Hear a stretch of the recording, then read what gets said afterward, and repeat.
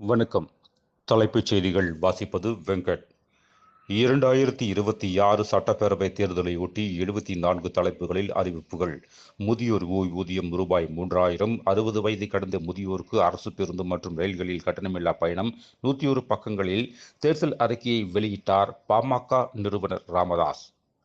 திமுக கூட்டணி கட்சிகள் அடிமையாக உள்ளனர், திமுகவை நம்பியவர்கள் நடுரோட்டில் நிற்பார்கள் என மயிலாப்பூர் தேர்தல் பிரச்சாரத்தில் அதிமுக பொதுச் செயலாளர் எடப்பாடி பழனிசாமி பேச்சு. விஜய் முன்னிலையில் தாவேகாவில் இணைந்தார் முன்னாள் காங்கிரஸ் மாநில பொதுச் செயலாளர் செல்வம்.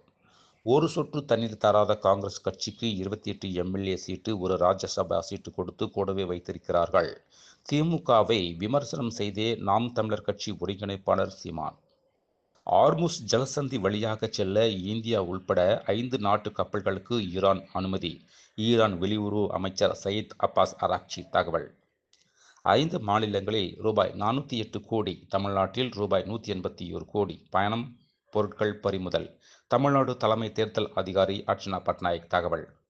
சமூக நீதி, சமத்துவம் மற்றும் தமிழர் வாழ்வுரிமைக்காக அரசியல் மாற்றத்தை உருவாக்க வேண்டிய அவசியம் ஏற்பட்டுள்ளது. சென்னையில் தமிழக வாழ்வுரிமை கட்சி தலைவர் வேல்முருகன் பேட்டி.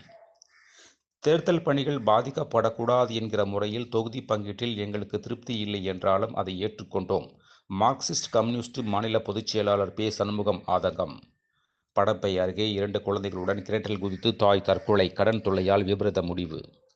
பல சுற்று பேச்சுவார்த்தைகளுக்கு பின் மனப்பூர்வமாக எடுக்கப்பட்ட முடிவு அடிப்படையில் தான் தொகுதி பங்கீடு ஒப்பந்தங்கள் நிறைவேற்றப்பட்டுள்ளன. முதல்வர் மு. க. ஸ்டாலின் கடிதம். கூட்டணி கட்சிகளை உங்கள் சின்னத்தில் போட்டியிட கோருவது ஏற்புடையதல்ல, திருமாவளவன் அறிக்கை. சென்னை விமான நிலையத்தில் ரூபாய் 5 கோடி மதிப்புள்ள உயர்ரக கஞ்சா பாக்கெட்டுகள் பறிமுதல், வடமாநில இளைஞர் கைது. மேலும் விரிவான செய்திகளுக்கு அரசியல் ராஜ்யம் மின் இதழை படியுங்கள். நன்றி, வணக்கம்.